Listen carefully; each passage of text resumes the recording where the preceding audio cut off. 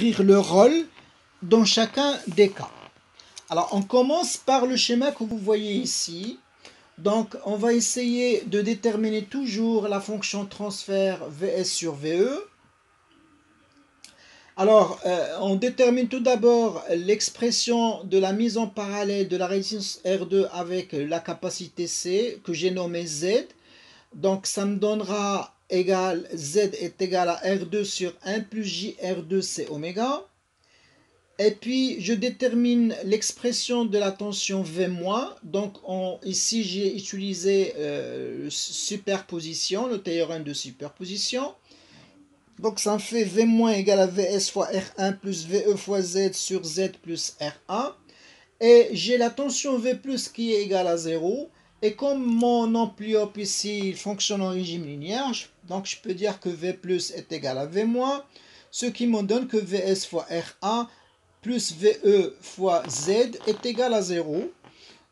Ce qui me donnera Vs est égal à moins Ve fois Z sur R1. La fonction transfert Tvn est égale à Vs sur Ve me donnera moins Z sur R1. En remplaçant Z par son expression, il vient T est égal à moins R2 sur 1 plus J R2C oméga sur R1, ce qui me donne en finale moins R2 sur R1 fois 1 sur 1 plus J R2C oméga. Alors, remarquez ici que le terme 1 sur 1 plus J R2C oméga est venu être multiplié par un terme R2 sur R1. Alors, si je choisis R2 supérieur par rapport à R1, donc pour le moment on ne va pas faire attention au signe moins, donc je peux dire que ce terme peut être la valeur absolue de moins R2 sur R1 peut être supérieure à 1, et ça c'est un constat qui est très très important, parce que là on peut parler de ce qu'on appelle une amplification. Donc je peux mettre T sous la forme de A0 fois 1 sur 1 plus J oméga sur oméga 0. Bien sûr, en mettant A0 est égal à moins R2 sur R1 et oméga 0 est égal à 1 sur R2 fois C.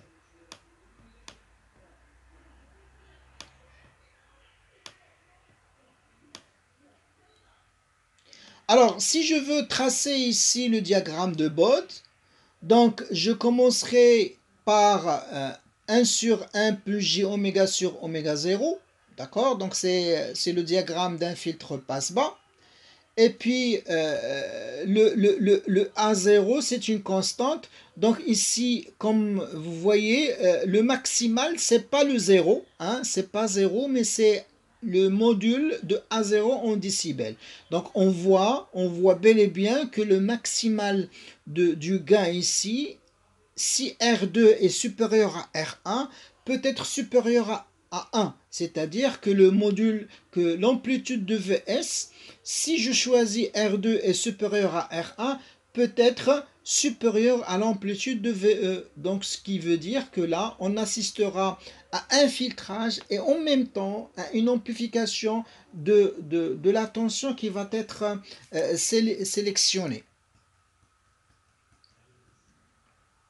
Alors pour le déphasage, donc je commence par le spectre plutôt le diagramme de A0, donc ça me fait pi, et puis le diagramme du 1 sur 1 plus J oméga sur oméga 0, donc ça me fera celui d'un passe-bas, et puis après je ferai la somme,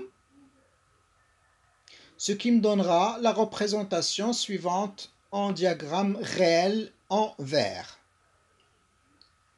Et puis, si je suppose attaquer, donc là, il est clair qu'il s'agit d'un filtre passe-bas parce que le gain est maximal lorsque la fréquence est faible.